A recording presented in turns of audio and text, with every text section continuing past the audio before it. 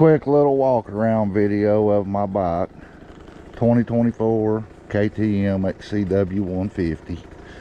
It's got 25 hours on it now. I'm running the KTM Power Parts full wraparound hand guards with the KTM radiator guards. Got the bulletproof rotor guard on it. Tubliss system in the front, installed by Sportcycle down in Friendsville, Tennessee. Got the bulletproof fork guard on the other side.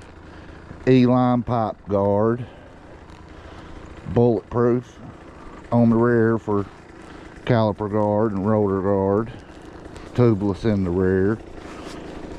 Got the chain detangler between the sprocket and the rim, running a 52 tooth rear sprocket. Bulletproof TPS guard with the factory WP 50mm lowering kit. So far, no single problems out of the bike whatsoever.